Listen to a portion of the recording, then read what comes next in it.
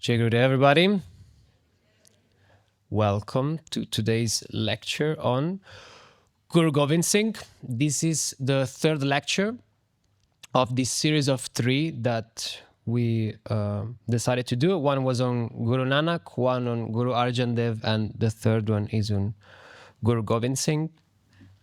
The lectures will be out, the other 2 and this one on a later stage on YouTube, so you can watch them again.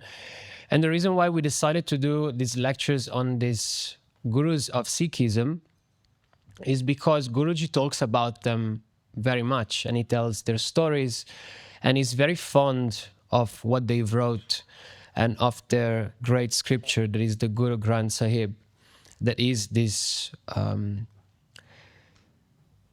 beautiful scripture that for them is actually their guru, and we will go and understand why that is their guru. And many of the things that Guruji tells us are in the Guru Granth Sahib, and we can learn a lot from it and from all the saints who were there. How many of you know already all the story of Guru Gobind Singh, and you can leave this lecture or you can lead it and come here at my place? Okay, not many. So maybe we start with the introduction. So the introduction to Guru Gobind Singh was that he was born on January 5th of 1667 in Patna, India. He became the 10th Sikh Guru in 1675 after the martyrdom of Guru Tegh Bahadur, and we will tell the story of Guru Tegh Bahadur, that was his father. And he was renowned for his military leadership, poetry, and placed as the 10th Guru of Sikhism and the Sikhi. So why is the story of Guru Tegh Bahadur important? Is because his father, who was Guru Tegh Bahadur, was a great leader, and was the 9th Guru of the Sikhs. And he, at one point, the story goes that the emperor at the time, that the emperor of India was Aurangzeb, and he was a Muslim, a Mughal emperor. He was going on trying to convert everybody and otherwise killing everyone. And so some of the Brahmins met at one point and they prayed Shiva to ask for guidance on what to do to save India and the Hindus and all the Sikhs that were there, and all the other, like the Jains, for example, and the other minor faith that were in India. And where Shiva came out after this meditation, handed them a letter that was saying to go to the one who had the throne of Guru Nanak, meaning they should go to the Guru of the Sikhs, the descendant, or let's say the one that came from the disciplic succession of the throne of Guru Nanak, the first of the Sikh Guru, and ask him to help.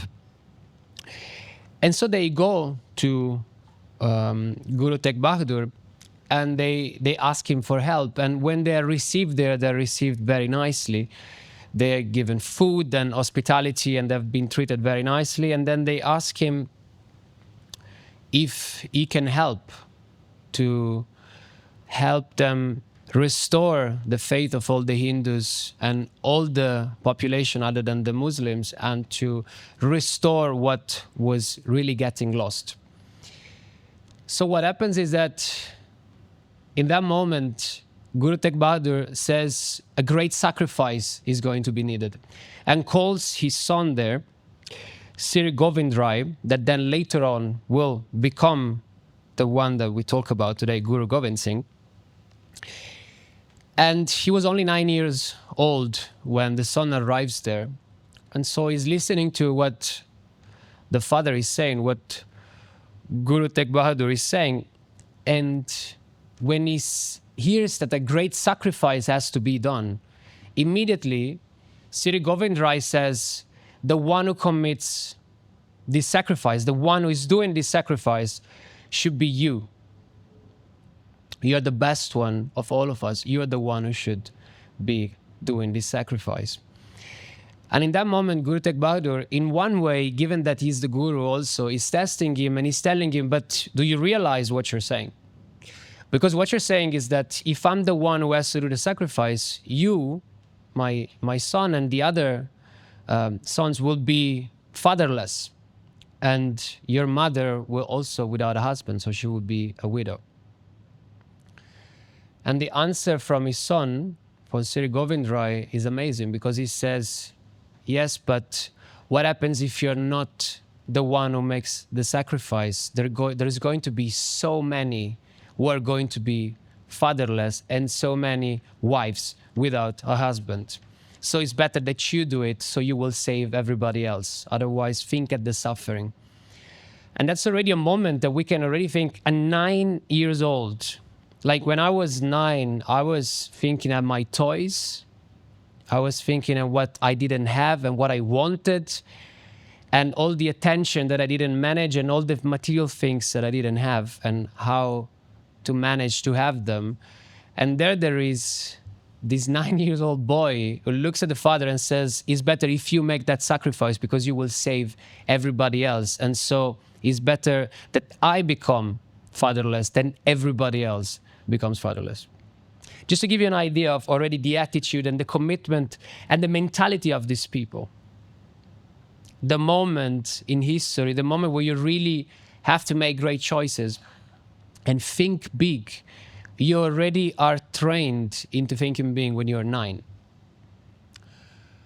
So Guru Tegh Bahadur was very happy about that answer, and then he agreed to be the one representing all of them, all the Hindus and all the Sikhs, basically, to go there and to represent them all going to the Emperor Aurangzeb.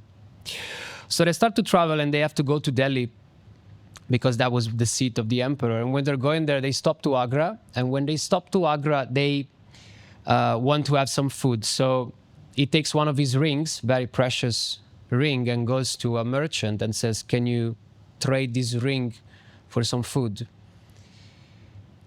And gives him a shawl to wrap the food around. And so gives the shawl that was very expensive, also the shawl. And then the merchant goes in the market, and he wants to trade that ring for food. And when one of the merchants that is there, that is going to trade the food, sees the very expensive ring, and especially the very expensive shawl, thinks that the guy stole it from somewhere. So he says, where did you take that from? And he says, oh, there was a guy who gave it to me. And so this merchant goes to the guards and says, go and check them out. So when the guards find Guru Tegh Bahadur and the other Sikhs who were traveling with him, he realizes after a while that that was the one on the throne of Guru Nanak, and he was going to go to the emperor, and immediately notified the emperor that they found Guru Tegh Bahadur. When the emperor realizes that, sends thousands of soldiers to take him and bring him to his residence, because he was also scared that all the different other princes and the other people around that were saved throughout history would go and help them to free them from that captivity. And so as this big escort, and they bring them to the emperor. And when they arrive to the emperor, Aurangzeb makes a nice seat for him and just gives him a few things, and then basically gives them 3 possibilities. After he realizes that Guru Tegh Bahadur was there to represent them all and to save all the madness that was going on at that time in India. And so he imprisons him, and then he goes to the other people that were there with him, the other great sages who were there. As you can see there, for example, Bhai Matidas, Bhai Satidas, and Bhai Dayal. He goes there, these were great disciples of Guru Tegh Bahadur. And he goes to them and he says, you have 3 possibilities. You either convert, because that's what he actually wanted. Because if you think about it, if Guru Tegh Bahadur was the representative of all of them, all India, if he converts him, everybody else was converted to Islam. So what he's saying, okay, I want to make everybody a Muslim, I want to convert you. But of course, Guru Tegh Bahadur says, no, I don't want to be converted. And that's why he's imprisoned. And then realizing that he was very fond of his disciple, very fond of his people, because that's the mentality of the Sikhs. They are very much towards helping the others, very much towards the community. That's one of the principles. And so at that point, he looks at them and says, you either convert to Islam and become Muslims, or you show me a miracle, or you die. And so they were absolutely not keen towards conversion. So they said, we're not going to convert, and we're also not going to show you a miracle. And so the emperor actually kills them in atrocious ways. So it takes by Matidas, and he saw him in half. And it's nice because while he was sawn in half, both half of his bodies were chanting the Japji Sahib, that is this prayer of the Sikhs. And that was already in one way one of the miracles. So he tried to break their faith with pain and with the torture, but it didn't work. So after he was sawn in half, he died. But while he did that, he was so focused on his guru and chanting the Japji Sahib, that is their prayer, that both half of his bodies were chanting that. Guruji told this story many times. And then to Bhai Dayal, the way Bhai Dayal died was he was put in a pot and he was boiled to death. And even there, nothing broke. He had firm conviction and faith in what he believed, and he didn't break, and that's how he died.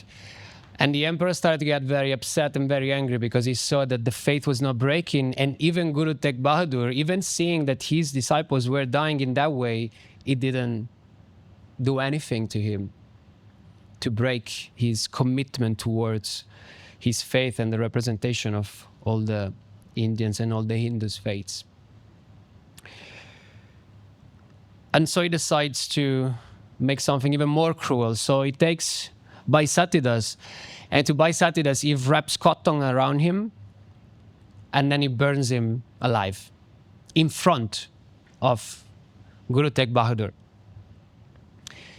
And despite that, even though Guru Tegh Bahadur has in front of him Bhai Satidas being burnt alive, everything is fine. And Bhai Satidas, while he burns alive, never removes his sight from his guru. He keeps looking at him, and it doesn't takes him off of his faith. Is unshakable. And if we make a little parenthesis here, this is a great moment where you hear these stories, and this is history. It's not like legend. This is actual history. That's how and what happened. How strong is our faith?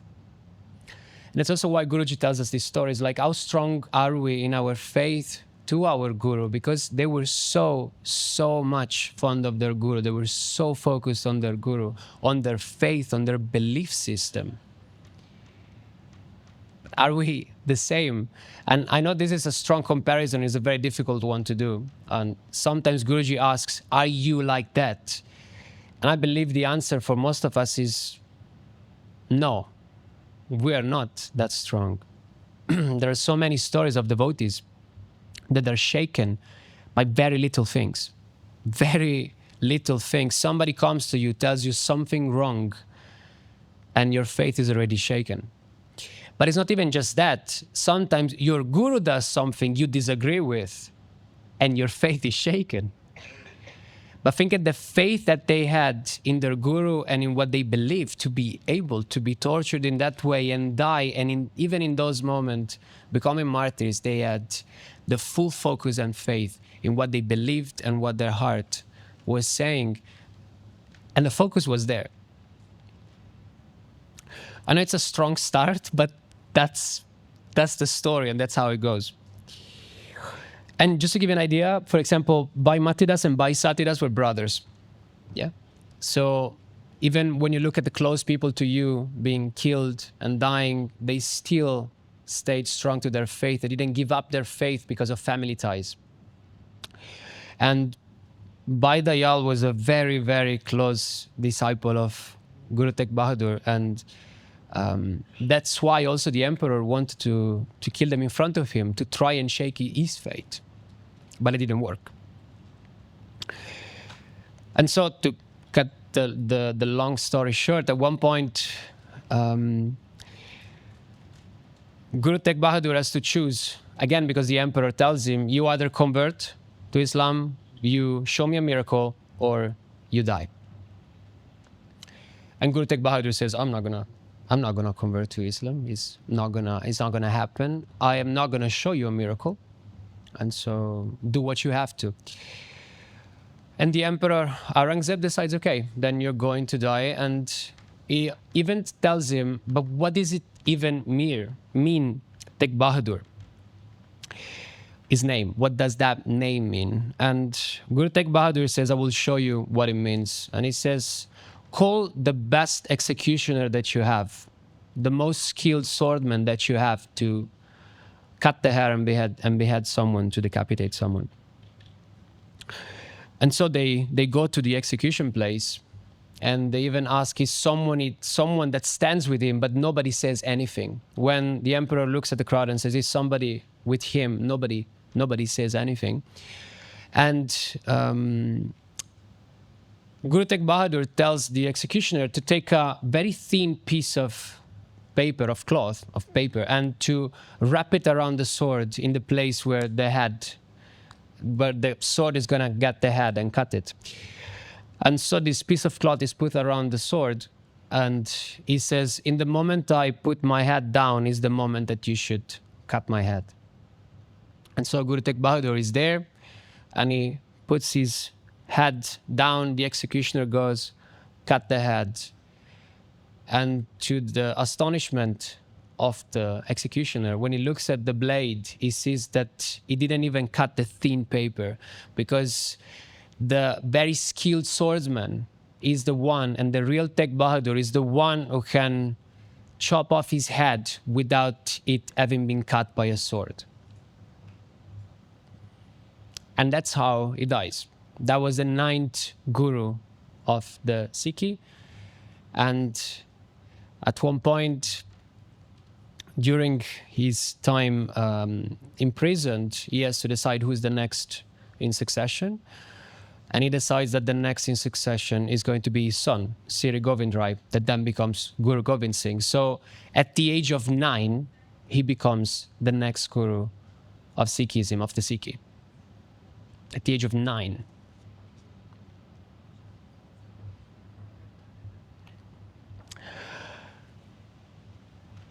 There is much more. Guruji likes to talk about them because their story and their life is a testament to really how and what it means to really believe in something, to have faith in something, to have faith in your path, in your culture, and to have faith in your Guru. It's a very Guru-centric approach, the Sikhi one. It's a lot about the Guru. It's almost everything about the Guru. It's a very, very similar approach that we have in Bhakti Marga. Is a very beautiful stories, beautiful writings. The Guru Granth Sahib is something that Guruji speaks about very often. And so, in the early life of Guru Gobind Singh, we can just recap. He was born as Govind Rai. He was the son of Guru Tegh Bahadur and Mata Gujri. These are his parents. And as we said, for you just to remember, Guru Tegh Bahadur was the 9th Guru of the Sikhi. He was a learned Sanskrit person. He learned Sanskrit, Persian, and martial arts. He displayed signs of leadership and spirituality from an early age. We have seen that because if you are 9 and your father is asking you or presenting you with the situation that he was presented with, and the answer was that his father should be the one making the sacrifice so that the other ones would not be fatherless or the wives would not be husbandless, already shows you the type of mentality that he had when he was 9. we already did this part of the martyrdom of his father. But it's important here to notice this. As we said, Guru Gobind Singh became the Guru at the age of 9 because in the moment of the martyrdom of his father, he was 9. Guru Tegh Bahadur sacrificed his life to protect religious freedom, especially Sanatana Dharma. So he went there as the representative of Sanatana Dharma and he protected everybody and he died for that, to protect everyone. And of course, an event like that deeply influenced Gobind Singh's vision of protecting Dharma, righteousness. Of course, it's when you are 9 and the moment you become the guru of your tradition, the event that leads you to that is the sacrifice and the martyrdom of your father in representation of Sanatana Dharma. For sure, it influences a lot the way you think and the actions that you're going to undertake. So the story goes in different ways. We're doing a little bit of his biography and a few things that happen, and then we go a little bit more into the philosophy and how closer it is to Guruji. Even though, just to give you an idea, a lot of what we want to do here is to present them to you with these 3 lectures, because Guru Nanak and Guru Arjan Dev, the ones that Rishi Sahadev and Rishi Vrishaparva did, are the ones that Guruji speaks a lot about, and he sings some of the compositions that they had from Arjan Dev, for example. We just wanted to show them to you, to give you an idea. And if some of you is wondering, why are we talking about Sikhism if we are Hindus? And in the Arya-Bhakta Sampradaya, what's the place of Sikhism? It's not about the place of Sikhism, it's the importance that Guruji gives to these great personalities and the teachings, and how he draws from their teachings to make parallelism to what he wants us to know. And you will hear on Thursday, I think, but I'm not sure about the day. But the next lecture is going to be on Tadatmya Vedanta. That is the Siddhanta of the Arya-Bhakta Sampradaya. It will be presented. And Myron and Swami Revati will be here presenting it to you, explaining you a few things. In the original plan, we wanted to have that lecture first and then have the other 3, that because it would make more sense for all of you. But it makes anyway sense. They will explain it to you, and they will explain how the Sampradayas, the Panta tradition, these different approaches. The Panta is the one that is established around a great saint or personality. The Sampradaya is more the formalized system. They're both leaning towards the approach of this founding personality, this founding saint, the vision of this great personality. And so they will explain this to you. And when we look at the story of these 3 gurus of Sikhism, the lenses we should take are the ones of Guruji's teachings. What are the parallelisms with what Guruji is teaching us? What can we learn from what they do? We already heard the story of the sacrifice, and it's something that we can already learn about. How ready are we to do that sacrifice? How unshakable is our faith? How strong are we focused on the Guru? Are we ready to give up what is most precious to us for what we believe in and for the faith that we have and for what the Guru is teaching? Because that's what we are learning from this. So at one point of his life, I believe he was 32. It was my age, just to give you an idea of the difference in achievement between me and Guru Gobind Singh. He established the Khalsa Panth on April 13th of 1699. And the Khalsa Panth is basically a moment where Guruji told this story multiple times. There was a meeting of the Sikhs. The Sikhs were there, and Guru Gobind Singh went outside and he looked at them and he said, "My blade," with a sword in his hand, he said, "My blade is thirsty for blood. Who will give me that blood?" And after a moment of silence, one person stands up and follows him inside the tent. And then Guru Gobind Singh comes out with his blade up and with the blood on it. And he says, I want one more. And that's how the Khalsa was founded, because slowly 5 of them came there, and that's how the Khalsa was found. These are the first 5 who were, in one way, let's say, initiated. Sometimes they call it the baptism, even though it's not really a baptism, but it's the initiation into the Khalsa Panth, into that tradition. And the 5 beloved ones are the Panch Pyare, are the 5 beloved ones, the first 5 who were going there, and they were initiated into the Khalsa Panth. And Guru Gobind Singh is the one that introduces the 5 Ks, in English are called, just because they all 5 start with the K. So the 5 Ks. And the 5 Ks are the Kesh, the Kanga, the Kara, the Kirpan, and the Kachera. And they are, the Kesh are the uncut hair. I don't know if you ever seen the Sikhs or the Sikhi. They have long hair. Most of the time you don't see them because they have the turban wrapped around. And just to give you an idea of how much knowledge is important, and this is a side point from the lecture, but when all the phobia for Islam happened and like sprouted out much more in the past years, especially in America, because of ignorance, of not knowing, actually, some of the Americans thought that the Sikhs were Muslims because of the turban. But actually, it's the opposite. The Sikhs are the one who fought against the Muslims. And so they were misunderstood for the Muslims, and sometimes they were killed, and there was this discrimination towards them because of lack of knowledge. And the reaction of the Sikh community, that is again about serving humanity, and we will see some of their main and the core beliefs about seva, about service, about loving everybody, about their belief in one God that is worshipped in different ways.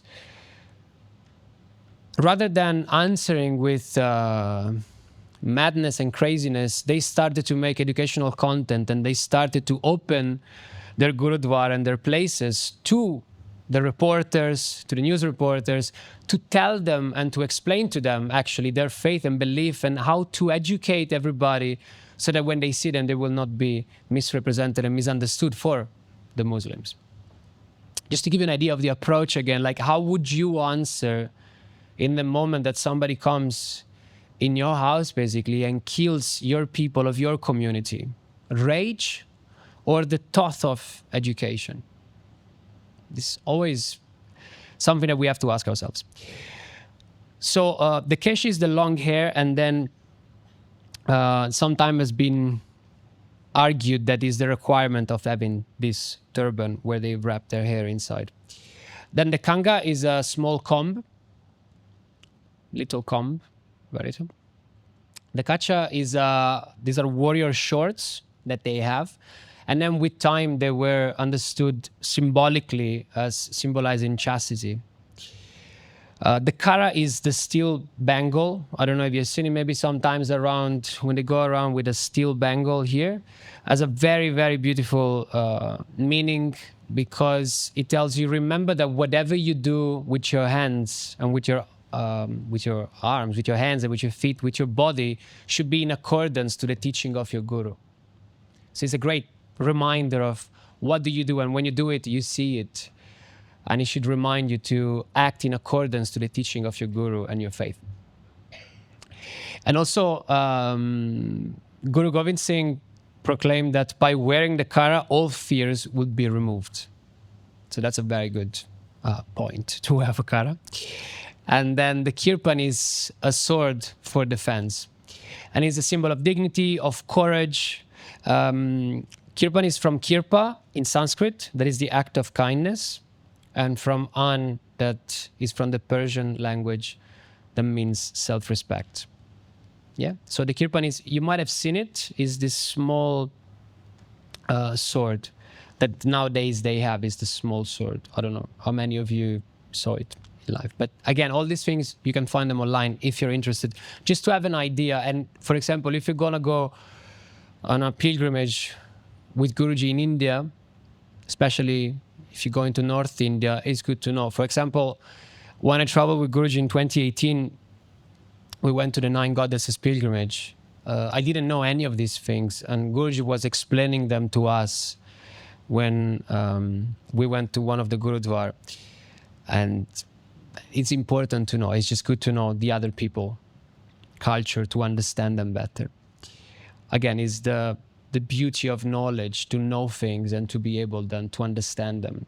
It's valid for the Sikh tradition as it's valid for the other Hindu traditions. And for the ones of you who did the devotee course, for example, in the devotee course, we have a section on the other cultures. We have, the other traditions in Hinduism. We have the Shaivites, we have the Shaktas. And what we try to explain and what we try to show you is that type of knowledge that makes you understand when you go to different places, what and how do they think, what they believe in, who they worship and why they worship. How do they differ from us, so that when you have a conversation maybe with them, you're able to have such a conversation because you know what they believe. And then there is a nice section on the tilaks. I don't know if you remember that one. I don't know how many of you are devotees here or did the devotee course, but there is a section on the tilaks. And when we talk about the tilaks, it's just because the tilak represents your faith. The tilak represents what you believe in. You put it every day to remind yourself, like the kara, like the bangle, of who you represent. And that's why it's beautiful. Some of the devotees in the countries that they have to go for their job and they are not allowed to wear it, or they in their daily life they're not wearing it. In the morning they do it with the water.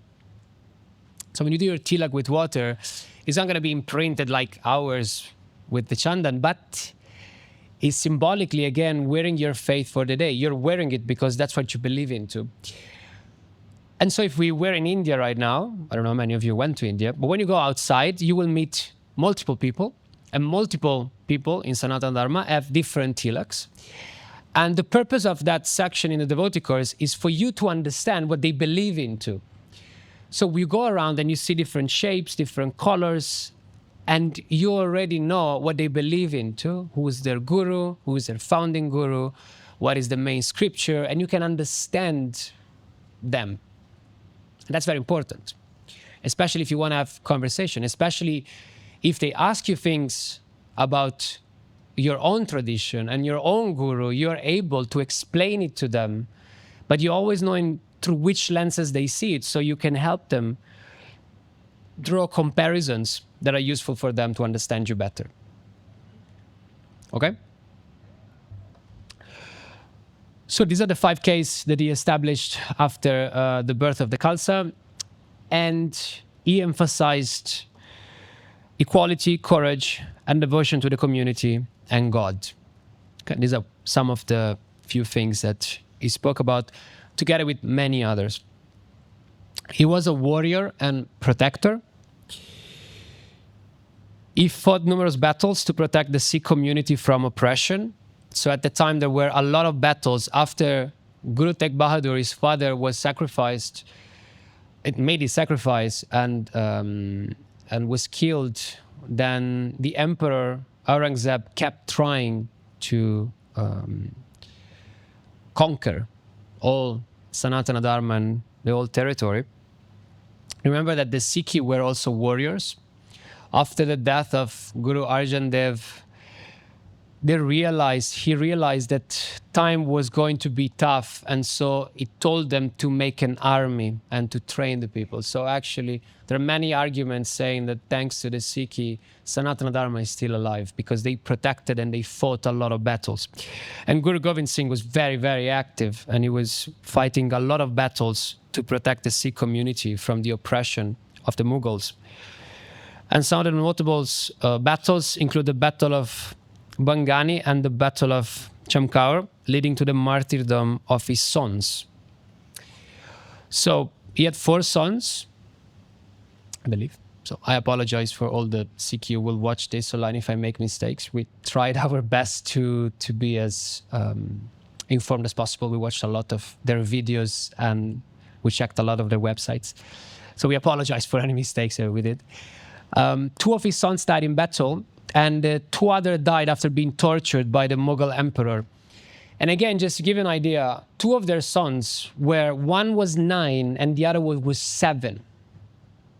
Guruji told this story. And at one point, when they're captured, the emperor sees their children and says, what? And he wants to let them go because they're 7 and 9. And he says, what would you do if I let you go? And they say, we'll go back, make an army, come back and kill you all. And so he says, okay, despite you being children, I'm going to kill you. So he has to kill them. And he tries to make them break their faith again. But think about the faith of a 7 and 9-year-old children. They don't break the faith and they're bricked alive. Guruji told us, sorry, they're bricked alive. They made a wall and they put them in the wall and they killed them inside the wall while they build it. They bricked alive. It's crazy. And despite that suffering, their faith is not shaken. Their devotion to their Guru is not broken. And so Guru Gobind Singh lost 4 of his children in those fights and in those wars, but again, he's not attached to these worldly ties. He's so much beyond that. And so he's not shaken at all his faith. He's the representation of that faith. And there is an instance in his life where there was a princess, a Turkani princess, who wrote him a letter because he couldn't meet him. So wrote him a letter. And in that letter, the princess asked 5 questions. What is the fundamental substance that a human being is born with? First question. Second question is, what is the second in which the cycle of life and death operates and never ends? How are we subjected to samsara and the different forms of life? Is the third one. The fourth one is, how can we undo our actions due to karma? And the last and fifth one is, what happens if a person dies without having erased their karma? Now, what do we learn from the Bhagavad Gita? In the Bhagavad Gita, in chapter 4, in verse 34, it says, you should approach the one who knows the truth because he can impart it to you. And you should go there with submission, with service, and with extensive inquiry. And when we talk about the extensive inquiry of chapter 4, verse 34, we're talking about the right questions. Now, I don't know how many of you are the courageous ones that in the temple, when Guruji says, who has any questions, raises the hand and asks the question. But why are we so scared to ask the question? Okay, we don't want to sound stupid and make sense. So we don't want to sound like we don't know, or we don't want to sound like you already answered that question, or we don't want to sound like it's such a stupid question that we should already know the answer. Yeah? And they all make sense.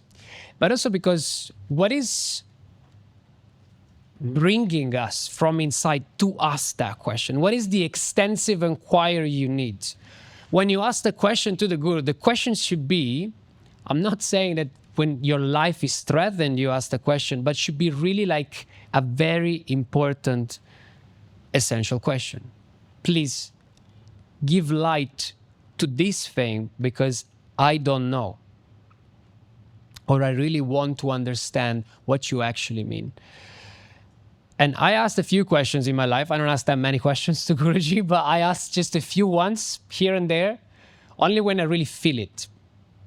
And sometimes they are very stupid questions. It happens that he looks at me and he says, how can you be asking such stupid questions? But other times it worked. And these are the 5 type of questions that will make sense. And they are the type of extensive inquiry that you make to the one who knows the truth and that has seen that truth, because they can answer. And so without even getting yet to the answers from Guru Gobind Singh, when we look at these 5 questions, from the point of view of a devotee and from the point of view of a follower of Paramahamsa Vishwananda, when you follow your Guru, you follow your tradition, you should be able to answer these 5 questions yourself. Not with what you think, but with what your Guru is saying, with what you learned. What is the Gita teaching about this? What did we read in the Srimad Bhagavatam? What are the Upanishads saying? And so again, to draw you back into really wanting to be in the Siddhanta lecture that is going to happen, the answers to these questions are going to be in that Siddhanta, in that book. It's a lot of pages, I tell you. It's around 400 and more pages of philosophy. You're going to love it. Some of you are going to love it. Some others are not going to love it. But you should really know it despite that. Not in crazy depth, but to really know what the Guru is teaching. And you will have the answers to those 5 questions. But we can see what Guru Gobind Singh answered. So to the question of what is the fundamental substance that a human being is born with, the answer was, we get this human body composed of 5 elements, and we are supposed to meet Govinda, to have the darshan of the Paramatma. Okay. Now, we can already see, why does Guruji speak about them and why does he use their compositions? Because we do believe, and Guruji is teaching us, that we get this human body composed of 5 elements. And again, what is the Bhagavad Gita teaching us? In chapter 7, it talks about these different types of natures, para-prakriti, apara-prakriti, and he talks about these 5 elements. When he talks about the lower nature, his lower nature. And then when we're supposed to meet Govinda, who is Govinda? It's Krishna. Who's Govinda? It's Narayana. So you're supposed to meet God and to have the darshan of the Paramatma inside of you. You have to meet God inside. God's realization is the ultimate goal. And this is what you should do with your body. This is what you should do. And again, we can think about, what do we do with our body? What are our actions aimed towards? What do we do in our life with our body? Are we trying and get closer to finding Govind and to realize the Paramatma, or are we not? These are the questions that you have to ask yourself. And then, of course, don't be too harsh on your self-judgment, but be realistic and then try and improve all the time and constantly towards getting closer and closer to the ultimate goal. So the second question was, what is the second in which the cycle of life and death operates and never ends? And the answer was, the thing in which the cycle of birth and death ends, the thing in which the cycle of birth and death ends, continues, is Maya. So I don't know how I wrote this. Anything that prevents us from realizing our true identity. When we forget God, we become attached to everything in this world. So attachment is one of the greatest problems that we all have. How many of you has attachments? Raise your hand.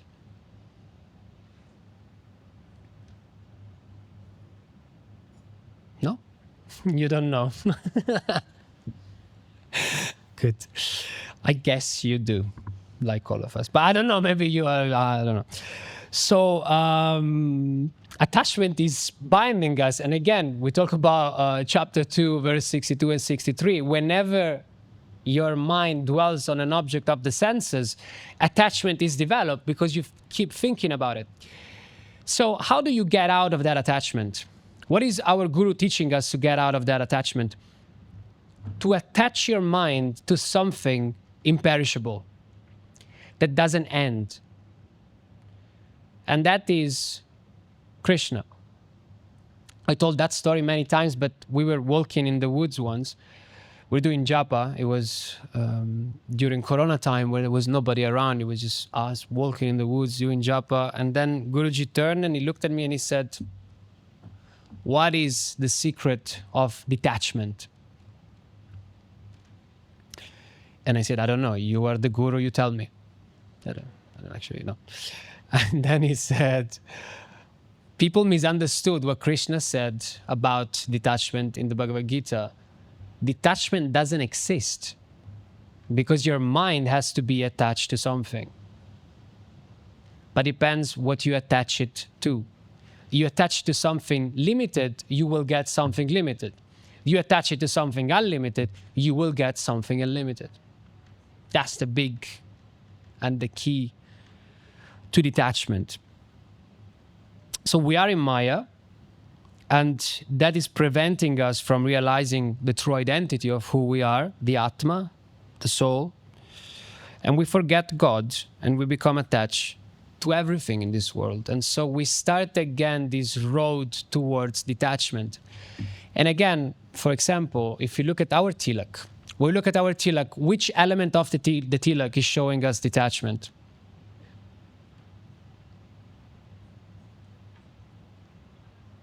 Yeah? I can't hear. Huh? The red line. Yes, because it's thicker at the bottom and it's thinner at the top, right? So it's the spiritual path from attachment to slowly detach on the path. Yeah? Yeah. And that's what we have to do. Now, the question that I leave you with, that you can ask yourself if you want to write it down even, is, are you going towards more attachments or are you going towards detachment? Or rather, moving your attachment to something unlimited rather than keeping it towards something limited? That's the questions I ask myself on a daily basis, to be honest, just to check how stuck I am on my spiritual path. Third question was, how are we subjected to samsara and the different forms of life? Samsara, you know, is the cycle of birth and death. So how are we subjected to the cycle of birth and death and the different forms of life? And Guru Gobind Singh says, the ego is a person's greatest suffering, subjecting them to the cycle of life and death. Birth and death happen with this I am. So in the Sikh tradition, again, one of the greatest problems of humanity is I am mine. What does Guruji say the biggest problem of all of us is? I am mine. I, me, and mine. Why? Because it's all about me. And that's the problem most of us share. We are egocentric. And when you're egocentric, the ego is at the center of everything. Everything revolves around you. Everything revolves around me. In multiple cases, in the good things and in the bad things. I don't know if you have ever been in some of those very weird conversations where you almost challenge people. Somebody comes to you and says, "Oh, you know, in my life, I suffered a lot." And you look at them and you say, "I suffered more. More." And then they tell you, no, but really, like, my God, you know, this happened and this person died and then they did this to me. And they say, no, of course, I understand you. But you know what happened to me? This person died and this happened to me. And then also this person died. So I have much more suffering than you. And you start to make these comparisons in a very weird way. But why do you do that? Again, because of the sense of I, because of the ego, because of this sense of dominance that we feel inside of being like, actually, in one way or another, it's all about me. Yeah. So the ego is the one that puts us into all the troubles and problems that we have in life. And you can see it with the Guru. What is the Guru doing? The Guru is using them as much as he can to make us learn the lesson, to teach us. How much is that about you? I'll give you a very practical example. food is a great way to see personalities. Food, not about what you like. Of course, if you like pizza, great personalities. But what the food is very good with in the moment you get together with people is if there is a limited amount of food and there is a big amount of people, how much food do you put on your plate? Just think at that. Now, some of you are feeling guilty, some of you are getting angry. There are two reactions to this. Some of you know you are the ones who put half of that plate inside your plate so that you can eat enough. And some of you are the ones who notice and get angry to those people. I'm on the side of getting angry to those people. Because sometimes really, you know, we go to the dining hall residence and they made, I don't know, something nice. They made I love potatoes. They made potatoes. They make potatoes on Friday when I fast, so I cannot eat them because they're savages. And even though I told them for 8 years now, they don't care about it. That's a side quest. That's something else. So they made potatoes on a Saturday. Yeah. So I go on a Saturday and there is a limited amount of potatoes. Yeah. There's a tray, there is potatoes. And it's not that you're blind. You look behind you and you see the queue of 30 people that turns and goes back to the lobby. And you see that there is a limited amount of potatoes. How many potatoes do you put on your plate? A lot. Not. Some of you not, but many of you, yes. So many of us don't put a lot because we think there are other people. Many of us think there are many people, so I should take also the second plate before they take them away all. So, but why am I saying this? Because you really can learn from those moments. And we were recently with Guruji, and Guruji does this. That's the beauty of the Guru. He observes and then he drops it. Yeah. So Guruji is looking at the situation, and then one evening he calls me and he says, "Can you please announce to everybody that when they take food, they should take just a little bit so that everybody can eat? Because I've observed all of you, and some of you take so much food and then there's nothing for others." And I was agreeing so much. I was like, yes, we should really. Sometimes there is a tray of salad and we are like 20 people and it passes 4 people and the tray is finished. Or there is just this amount. They like these things. So what do you learn from that? Attachment. What do you learn from that? Being self-centered, thinking about what can I get before the others? What can I get? Now, I'm not condemning these people. We all have different variation of being centered on us. But you can see in those moments, and especially with food and the essentials, where you take a lot for you without thinking at the others first. So it's all about mine is my food, is my body. I need to feed myself. Otherwise, I will have headache or I will, starve to death. I don't know what they think in those moments. To take all this food, I don't know. But it's an important moment. In the little things of life, you can see how the Guru is teaching us. Look at your reactions, look at your actions, and look at what you do. It's important. And that's why the ego is a person's greatest suffering, because creates attachment, creates that karma. And that's why the next question, I don't know the thought of the princess, but in the thought process might be why. Then she's asking, how can we undo our actions due to karma? Because when you do your actions, and we know that everything is bound by action. Yeah? Bhagavad Gita chapter 3, we learn that the world is bound by action. And action is karma. The world is bound by karma. We are bound by karma. Whatever we do creates karma. But why is whatever we do creating karma? Because who is doing? Who is acting? Me. I act.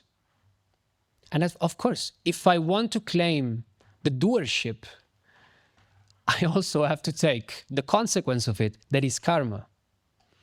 We were in Mauritius And me and Pankaj were going for a run in the morning on the beach. We were doing, I don't remember, like a few kilometers, but not so many, to be honest. It wasn't so many. And one day there was an Italian devotee who will remain nameless. So Simone came with us, and we were running on the beach with him, and he was coming from a lot of trips, and he was out of shape a little bit. And so we went for these, 2 kilometers, and then we were running back. And at one point he was dying, basically. He was like, he couldn't breathe, and then he was struggling, and he came back of death, walking. And in the evening, this was in the morning. In the evening, I'm with Guruji, and Guruji was like, "Oh, what's up?" And I said, "Oh, I don't know." And then, "What did you do this morning?" And I said, "Oh, we went for a run." And but Guruji, Simone came with us, and he was dying. He was so tired. And nice question from Guruji. Why was he tired? And I was like, well, life with you is not really something where you sleep a lot or you don't do things. So I was like, we sleep 3 hours, we travel everywhere, we do 7 million rituals, talking, dancing, singing, yagning, we do so many things. And then he said, yes, but I also do them, but I'm not tired. I was like, that's a great point. That's a very good point. But you are you and we are us. And he said, well, but you know what your problem is that you think you are the doer. If you don't think to be the doer, you're not going to be tired. And it was great. Why? Because you don't claim that doership. You're not the one acting. You are just acting. You're not tired. You're just flowing. You're going with it. It's not you. Because for us, it's all about us. And you see how the real Sadguru is the one who drops all this knowledge here and there in moments where you don't even realize it. You just went for a run, and he can tell you this great pill of wisdom. So how can we undo our actions due to karma? And Guru Gobind Singh says, the simple fact of being born and passing through this world is a sign that we are tearing up the karma of our past life. And without the name and the smarana, karma cannot be burnt. Amazing point. So applicable to the teachings of our Guru. So applicable. So he says, the fact that we're here means we're tearing up karma. Why? Because when you come back to this life, is because you have some karmic things to solve. But what is one of the greatest problems we all have? We made a lot of karma. We come here to get some karma away. But while we get a little portion of karma away and we pass through it, we're creating more karma. And so we get stuck in the cycle. But what is he saying? Without the name and the smarana, karma cannot be burnt. Because what are you doing when you do smarana? Like, the concept of remembering is so fundamental, because you have to remember God. You have to remember his pastimes. You have to know them to be able to remember them. And when you remember the pastimes, the mere fact of what Guruji is saying, say Krishna Arpan at the end of your day, give everything that you did to Krishna. Yeah. Make it as an offering, give it to him. What are you trying to do? You try to take and give away your doership. Take it. Yours. Not mine. I don't want the results. You take it. What is the concept of karma yoga? You have the right to act, but not to the fruits of that action. Chapter 2, verse 47. Why is it so important? Because you have to act. The world is bound by action.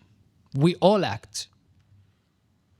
But not the fruits. So if you give up your fruits and you say, you take care of it, I give them to you. You either give them to your guru or you give them to Krishna, to Narayana.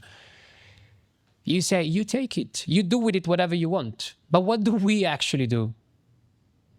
We claim it. I did this, and so you have to give me that. Yeah? I made the effort to come for Navaratri, and so at least once I want to sit in front. I made the effort to come for the Guru Gita, and so the translation device has to work. It's not pun intended.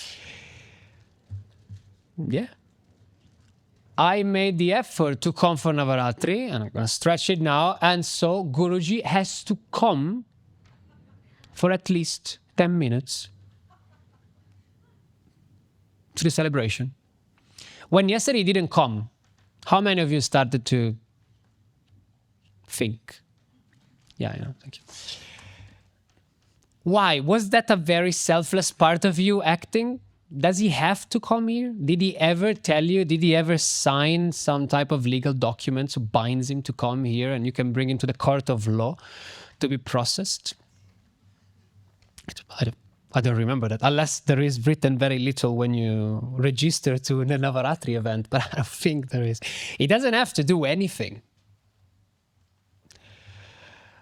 And yet, we claim the thing. I made this effort to be here, so you wouldn't be thinking that if you were home.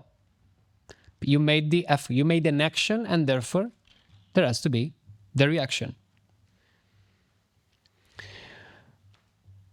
Is that far away from how we think? No? I don't want, it's not. Sometimes when I speak, it becomes depressive, but I don't want to make it depressive. I'm just very realistic as a personality, and I'm also having a lot of fun in my mind. So the reaction to these things is different in my mind. But it's not about being depressed about it. It's just realistically, like, I like these moments, and I love when Guruji tells me, look, you are, and he tells me the list of my wrong things, because at least I can work on them. That's why I like it. That's why it's so important. And when he is giving these tough talks, I like them a lot because they're so real. I don't have to fake to have a spiritual height, I don't know, to be something I'm not. It's just very realistic. I am attached. I am bound to this body and this reality. I am making karma. But I'm going towards better and better. It's just the realistic situation I find myself in. So without the name and the smarana, karma cannot be burnt. That's beautiful. How do you burn karma? Remembering him. How do you burn karma? Doing japa. What is Guruji telling everybody to do? Japa. What is he trying to say? Always, whenever he can, do japa. Chant the holy name. Chant his name. Shivitala Giridhari Parabrahmane Namaha. Om Namo Narayanaya. Constantly. He always constantly says this. There was a guy who was very sick once. Sick in the sense of ill, not sick in the sense of the sick. No, I don't want to make a... he was very ill, mentally ill. And I went to Guruji and I said, Guruji, what can I do? And he said, you can pray for him. I was like, okay, I'll pray for him. Then we go on with another conversation. We go back to that one. And then I say, okay, so I pray for him. And Guruji says, no, it's going to be useless. Don't even pray for him. If he doesn't want to change, even praying is not going to work. And I was like, okay, but can he do something? Is there anything that he could do that could change this situation? And Guruji says, tell him to chant Om Namo Narayanaya. Always. It's always good to chant the name. In any situation, chant the name. Because you remember what really is important. You start to create a different type of action when you're thinking that the reaction that you're creating is the one associated to God, so that you can do what he was saying in the previous answer to that letter. That is to attach your mind to him. That's what we all have to try, to have our mind attached to him. Because that is going to be the game changer for all of us. It changes completely the game where your mind is always constantly thinking about him. And if you meet some people on the outside that tell you, oh, this is crazy, how do you work, how do you do all these things? That's not how it works. The thinking constantly and the constant remembering of his name and his pastimes and the Guru and the Guru's name, the Guru's form, God's form and God's attributes and qualities is just something that can constantly happen inside of you. And if you dedicate every action that you do to him, is where you can reach that final destination. That's, of course, the end spectrum. We are in the middle, most of us, getting closer to, hopefully, the top spectrum of it. But as much as we can, we have to remember the name and we have to practice the remembrance of the Guru and God, because it will help us in our life and to get detached from the body and not create karma constantly. And then the last question was, what happens if a person dies without having erased their karma? And we know this question already because Arjuna asks a very similar questions in chapter 6. In chapter 6, after Krishna explains everything nicely and he says, you do this and then you do that, and then when you meditate like this, and your mind should be still like a flame of a lamp in a windless place. And Arjuna is listening. The same way we listen to Guruji when he explains these beautiful things. But we all have that voice inside that says, this is a mess. Like, this is very complicated. And that's the beauty of the Bhagavad Gita, because Arjuna says, nice, but my mind is stubborn. It's more turbulent than the wind. I can't control it. And what does Krishna say? Yeah, it's true, but with constant practice of, for example, the name, constant practice of remembering me and detachment, you can do it. It's very similar to this teaching, very similar to our Guru's teaching, basically exactly the same. Detachment, attach your mind to him, practice constant detachment, and you can do it. And then Arjuna asks, but what happens if I die before I reach that goal? There is a very similar question to this one. What happens if a person dies without having erased their karma? And Guru Gobind Singh to the princess says, depending on the amount of karma still present, the person will be reborn into this world until the karma count is cleared. What is the answer in the Bhagavad Gita of Krishna to Arjuna? Don't worry, any type of progress that you made in your spiritual life, you will come back and you will have the chance to take it from where you left it. So because you created good karma. That's good karma. When Guruji talks about the good karma, he talks about punya. Punya is the good merits. You will come back and you will bear those fruits of those good merits, and you will be allowed and given the chance to go on from where you left. And the next question is the question I ask every newcomer that I meet when I travel the world. Why are you here? That's a good question. I mean, most of you is not the first time, but even the ones who are here for the first time and not. Why are you here? Why do you care? Why are you interested? Why do you want to follow Guru? Why you don't even know why you want to follow Guru, but yet you came here? That's the main question I ask the people. Why do you come to an event and you're not at the bar drinking some beer? Or not even that, why are you not playing tennis with your friends? Why are you not somewhere else doing something that is not spiritual? What is that? And that is your punya. That is our punya. Is that good merit, that amount of time that we spend in our lifetimes towards this end, that when we come back, as Krishna said, will allow us to go on from where we left. For some of us, it's much stronger. Some of us have it so much present that we always felt it. It was always with us. We never really cared so much about the material world. There was something that was telling us, this is useless. There's something else that you really want.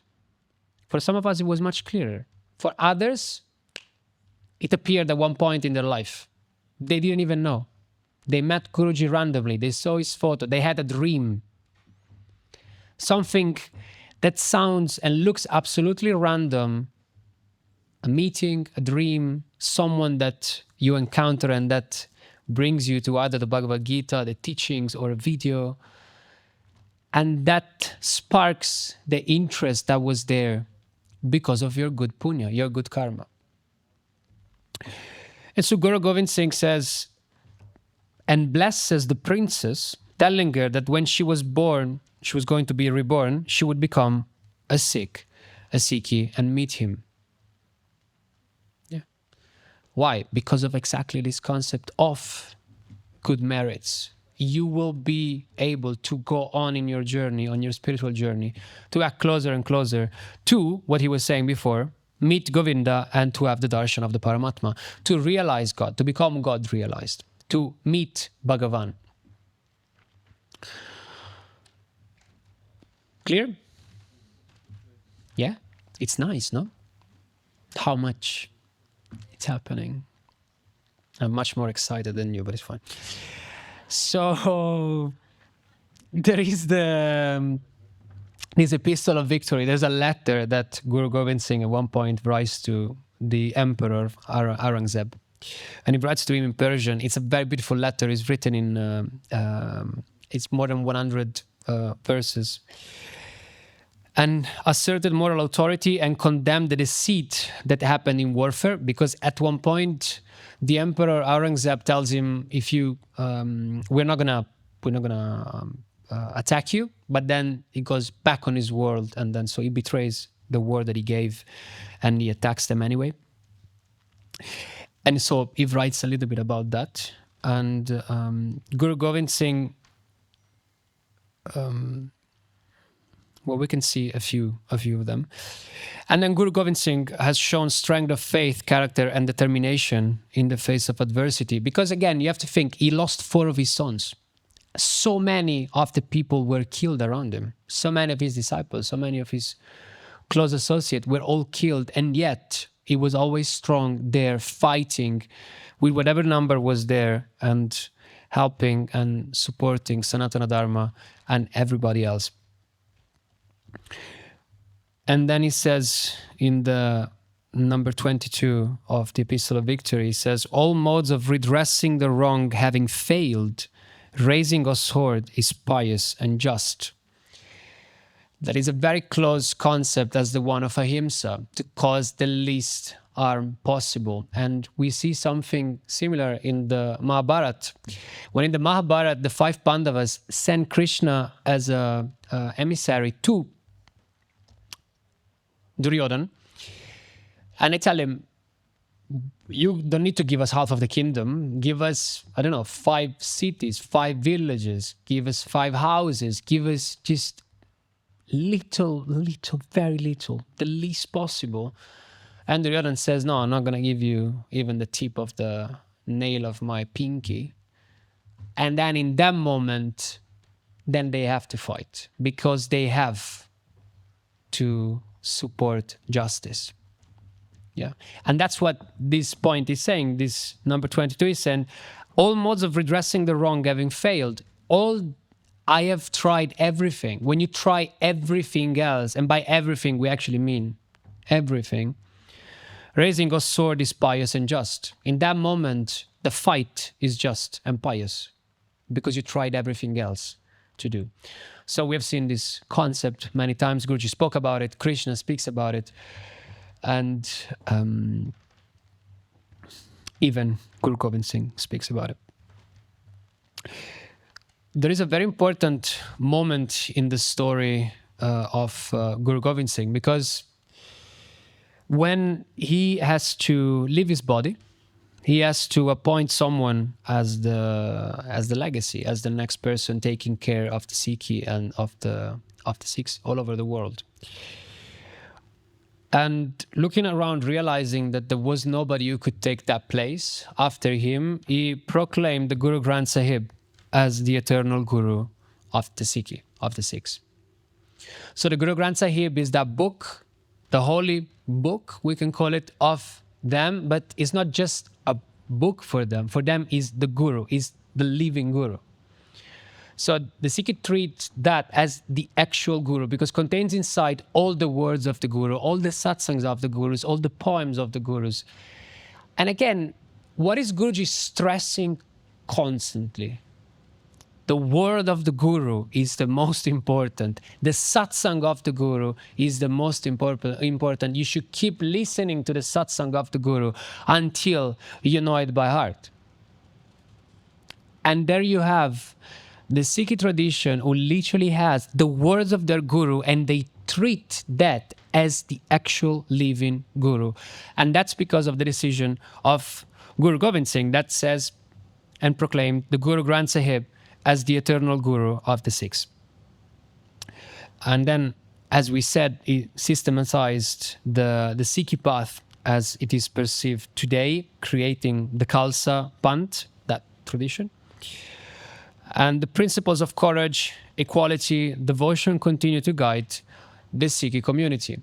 They're really nice people. I don't know if you ever met a Sikh person. He's super sweet people. They're always towards helping the others, serving their community, serving the people. When you go to one of the Guru Granths, they offer you food. They give you food, and they do it vegetarian so that everybody can eat it. Like the reason why they give you vegetarian food so that the Hindus and the Muslim can all eat it. That's why they don't give you meat. It's not because there's a precept where they're not allowed to eat meat. Just to give you an idea of their mentality and their approach towards the community and their approach towards Seva and the others.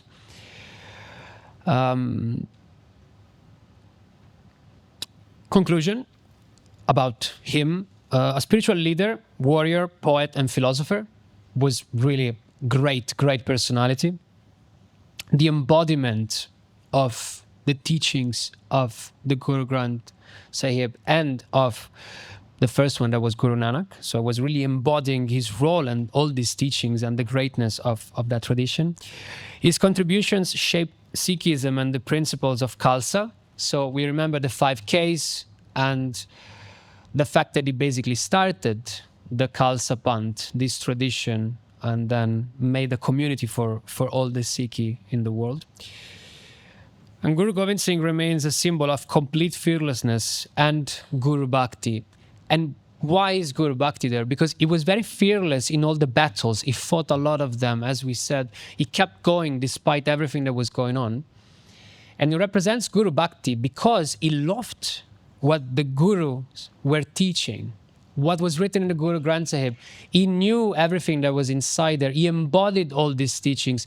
And he was madly in love and devoted to the Gurus before and what they were teaching. That's why Guruji speaks about them so much, because of their Guru Bhakti, because of their love and devotion for their Guru, that they still have when you meet them, the way they talk about the Guru Granth, the way they approach the different saints that wrote in the composition in the Guru Granth, is with that Guru Bhakti, that love towards it. And Amara should have sent me a PDF. Yeah, thank you. So I have a little story, just because I went to the 9 Goddesses pilgrimage, as you might have heard the other day, and we went with Guruji. We were traveling around, and then at one point we went to Anandpur Sahib, to a Gurudwar there, and So we went there with Guruji, and I just want to show you a few pictures of that moment. Because as we said, they treat the Guru Granth as their Guru, is the living Guru. It's not is actually the living Guru. And we were there in Anandpur Sahib. In 2018, we went to that place. This is Guruji, very contemplative. This is me with hair. We just go in there. This Parantapa. And we went there. They treated us amazingly. It's an amazing place. The architecture is awesome. There's so much. You can feel really the devotion there and the love that they have for their Guru. And then we went to, maybe before, they gave us a place where we could all sit. We were there and we had the chance to see the entire ceremony that they do at the end of every day. And they bring around and they do the the ceremony with the weapons and the Guru Granth Sahib, but they carried around the Guru Granth Sahib as they would treat the Guru, because he's the Guru for them. And it was so beautiful, really so beautiful to see the devotion and the dedication that they have. And Guruji then told us the story, some of the stories that we have spoken about today. And then this is Guruji when he can go and see in front the Guru Granth Sahib is there, treated again on the asan and on the seat of the Guru there. So for them, the Guru Granth Sahib is the Guru and is the one that Guruji quotes many times. Now, some of the main points of Guru Gobind Singh were about service, were about humility, they were about chanting the name of God. So in some of the hukams that are different script writings that he made, in the hukam 5, he said, serve the Sikhs and those who serve others with love. So one of their precepts is this one, to serve the community and the others, and those who serve the others with love. Why can we already think about that? What does Guruji say? He says, serve God. Seva is purifying the heart of the one that are serving. Seva is an essential part in our life, in our community, in our sanghas. And wherever you go, Guruji is always pushing for being together, community. Yeah, seva, do service to the others. Because when you do service to the others, you will forget about yourself. How do we do this service is very important. I guess most of us cannot really selflessly serve. I can't selflessly serve. But when you do service, you try to give your best to give something to the others. Without thinking, or you try without thinking to what you can get back, to what is going to be the fruit of those actions. And so the point is that they emphasize serving so much in the community, and then we look at what our Guru is teaching, and again, you can see the parallel in service. So you're supposed to serve the others. How do you serve the others? With love. How do you serve the others? Thinking about the others. Not so focused on you, but focused on the others. And there is a way to look at this, that when we all serve the others, we're all serving each others. If we would all really snap into the mentality of let's try and serve in the best way possible, we will find each other in communities, and maybe some of you have it in your country, where you have a system where everybody's serving everybody. Of course, in their limited way, and we're not perfect, we're not yet God-realized or self-realized, so we make mistakes. But when the mentality is there of serving the others with love or giving what we can, that creates a very beautiful environment. And in the photos that you've seen, after we have been there, they invited us to eat. So they prepared food for all of us. We all sat there. They gave food to all of us. And it was an amazing moment of communion all together, of eating and service. They didn't know us. We didn't know them. There was nothing that would bind us. And we also were following different traditions. And yet their mentality is this one of service. Serve the others and serve the ones who serve the others. And that's why in the Hukam 44, for example, it says, serve foreigners, the needy and the troubled, to the best of your ability. It's very similar to what our Guru is teaching. Guruji says, before being spiritual, you have to be a good human being. And these are the elements of a good human being. A good human being is the one who actually serves the other, is not so focused on himself, but is focused on the others. This is what Guruji wants us to do and to be. But to do service in that way, you need also humility. And in the Hukam 22, Guru Gobind Singh says, do not take pride in wealth, youth, or lineage. Yeah. Sometimes you have it when you talk about the pride in lineage. Some people say, oh, my lineage is better than yours. But it makes no sense. It's not about which lineage is better. It's about embodying the values and the qualities of your lineage, of what the Guru is teaching you. Not about being better in a lineage fight. And this happens even internally. You go to someone that is not a devotee because not initiated devotee, and then you say, oh, you have to become initiated devotees because you can't be just a follower. And I just want to say this in public and to everyone so that it's clear for whoever. Guruji is absolutely, massively, drastically against this approach. You know how many times he said to become a devotee is a personal choice. So if any of you sitting here goes around trying to convince and force people to become devotees because otherwise they're less than a devotee, know that this is absolutely not what your Guru is teaching. Absolutely not.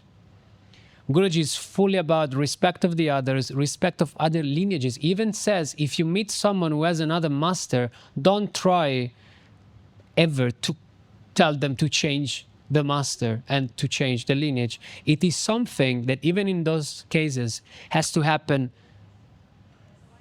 inside of them. But why is this happening? Because of pride. It's always pride. My position is better than your position. To be an initiated devotee is better than not to be an initiated devotee. So you have to become an initiated devotee. And that's where we see pride. Is that humility? No. That's again a very hierarchical approach where you put yourself on top of somebody else and you say, you have to reach me on my platform because otherwise you're not as good. So we have to really be careful of these things. I'm wealthier than you. I am younger than you. I'm almost the youngest here. I could do it. Maybe you're young. You're younger.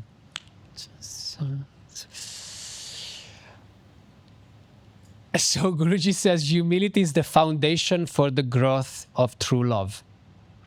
Only with humility can you truly accept God's grace. Now, when you want to serve with love, you need to have that love. And Guruji says, with humility, you can develop that love to then be able to also to serve with love. So when you put them together and you try to serve with humility, meaning you're not too good to do something. That's what Guruji taught me. Don't ever think to be too good to do something. Yeah? Never. You're not too good to wash the dishes. You're not too good to hoover. You're not too good to set up a projector. You're not too good to do anything. That's not the mentality you should have. Because that approach will help you to develop humility, and that with humility you can go closer to that love, and then you'll be able to do that. And the ending part of this humility thing is, I don't know how many of you were there, and again, I told this story many times, but when we were in the light hall many years ago, I think it was like 6 or 7, and they asked Guruji, what is humility? I don't know how many of you were there, maybe some of you, but they asked him, Guruji, what is humility? And Guruji says, I don't know because I am not humble. And it was just utter shock. People were like, what? And it was shocking. I mean, some of us were laughing, some were laughing, what is going on? How is the Sadguru is not humble? And Guruji was laughing. He wasn't laughing like this. And he said, you're all shocked, eh? Why do you think I said I am not humble? And so some people try and make some theories. We all fail miserably. And then Guruji says, because in humility, there is no I.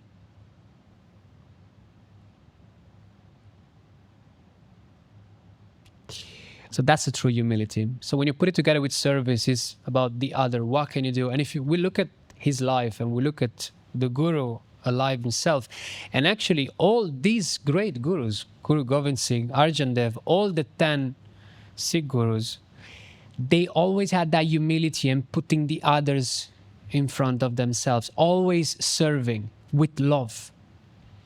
Look at Guru Tegh Bahadur. What did he do? Guru Tegh Bahadur sacrificed himself for everybody else. If that's not humility, what is that? Service to everybody, service to all Sanatana Dharma, sacrificing himself for everybody else. That's humility.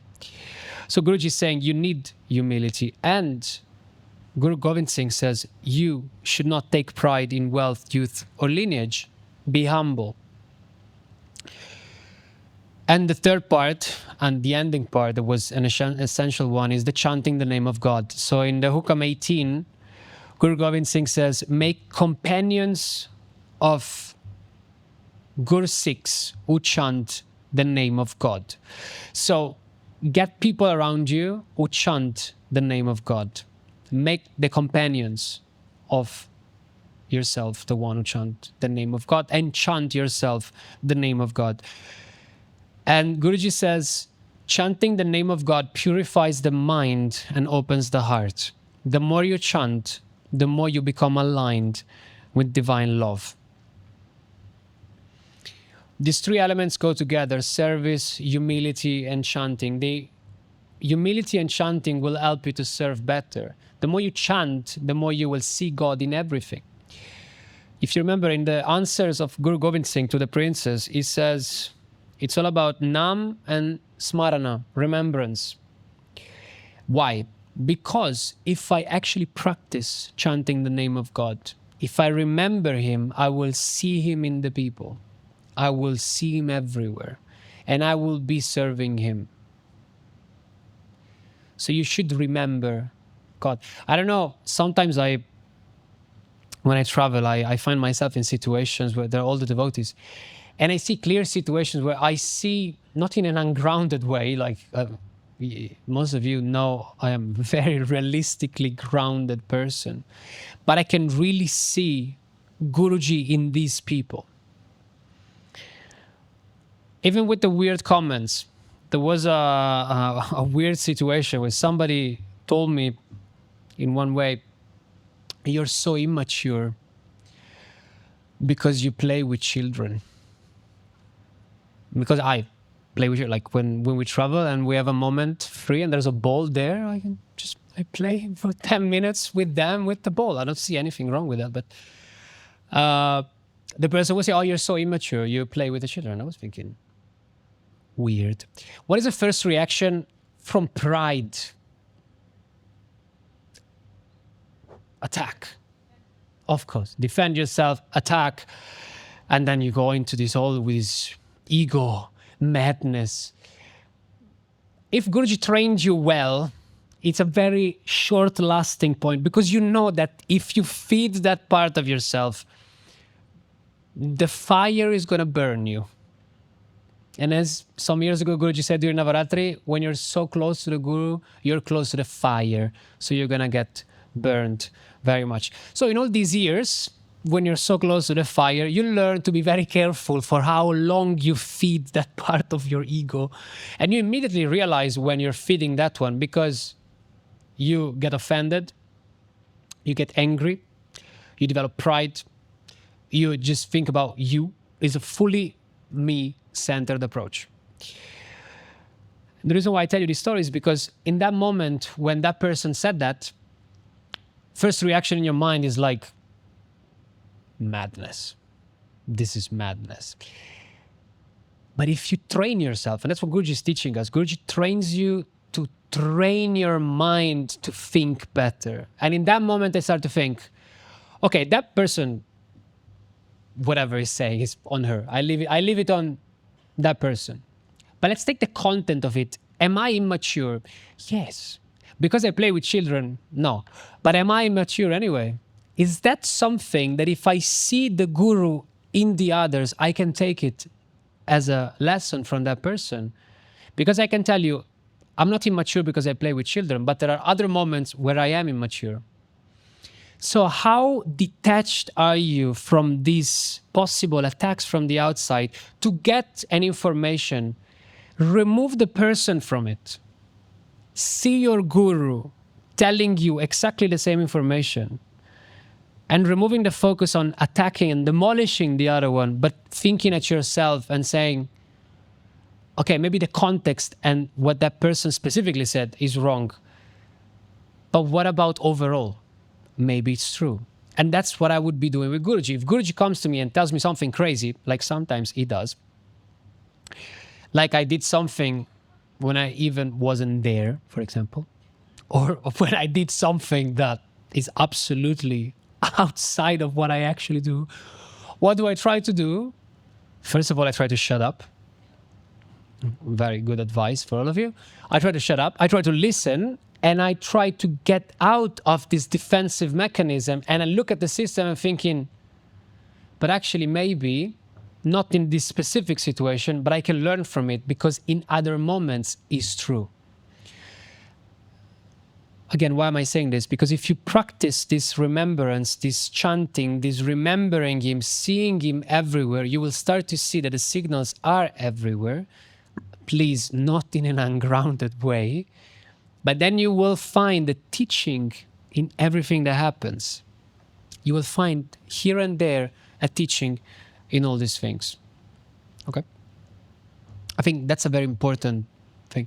So, we make the questions after I come. Soon the lectures will be out, so you can watch also the other two. They're very nice. They did a very good job, the two rishis, and they explained it very nicely. And again, they also tie it with Guruji's teachings. And then I really invite you all to go for the Siddhanta lecture that is going to happen on the 10th, on Thursday, because it's going to be amazing. And you're going to love it. I tell you, you're going to love it. You're really going to love it because it's Guruji's teachings put down.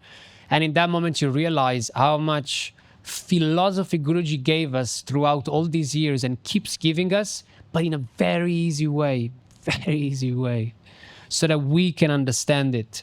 But it's so deep and philosophical. Yes. So we close, and then if you want, we can make a few questions. Om